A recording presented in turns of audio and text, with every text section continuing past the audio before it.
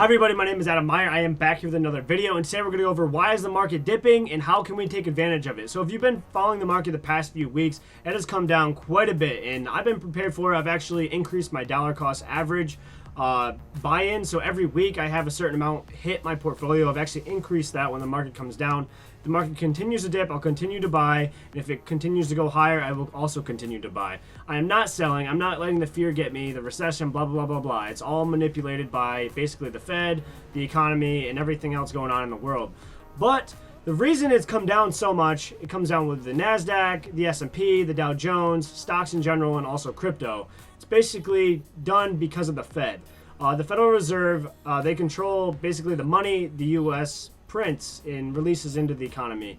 And 40% of the money supply has been created within the past 2 years, like since COVID has started, which that means inflation goes up, which is why it was about 8.5% near March. So now they're just trying to battle it and lower it back down with interest rates. So the interest rates will make money more expensive. So that kind of slows the buying down, which slows inflation. So it's just a whole teeter-totter of balancing the economy without throwing us into a nasty recession, which we are in a recession if you actually look at gas prices, food prices, everything. There's a labor shortage because there's so many jobs, but people can't get in. So it's kind of like a weird type of recession. But we won't know for sure on economic terms if it's a recession until July, when the next GDP report comes out of negative growth. If it even is negative growth, which it probably will be.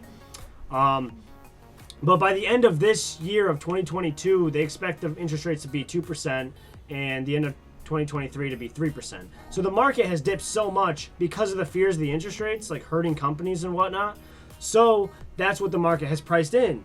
And that's the fear. That's why it's come down. So as long as they don't say, oh, we got to actually raise it to 5% by the end of 2023, and that's going to completely just tank the market. It's going to be bad. No one can predict that, but as of now, the signs of what the Fed is saying, the FOMC members are saying, that the market is not going to do this. So what the stock market does, it likes to look 6 months ahead. And what does that mean? It means, like, let's say the Fed was raising interest rates. They raise the interest rates, the market comes down because they're looking 6 months ahead. Okay, the interest rates are going to affect the economy.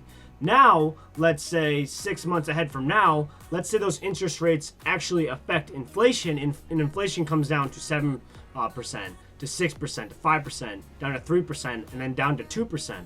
Let's say 6 to 12 months from now, that's what actually happens because of the interest rates being so high.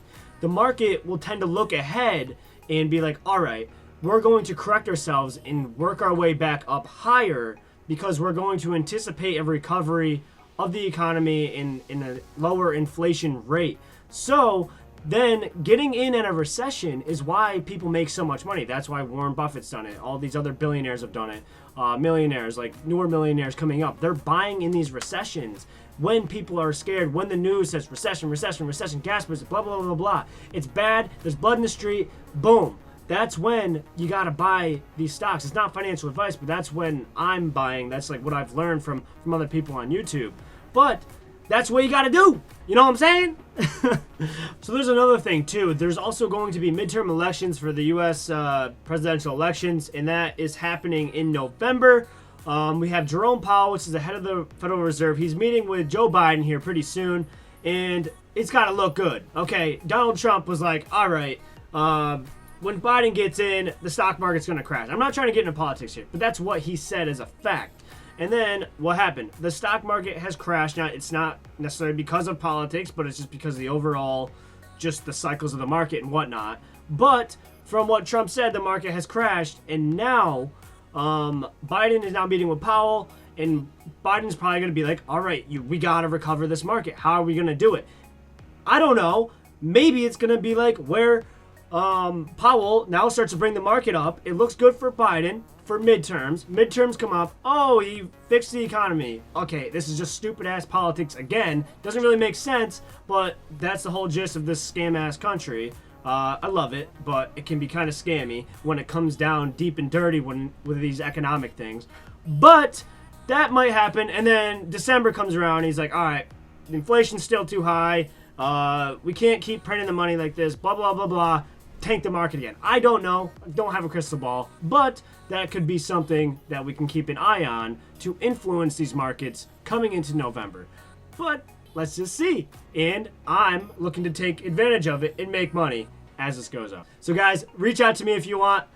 Take care. Love y'all. Peace out.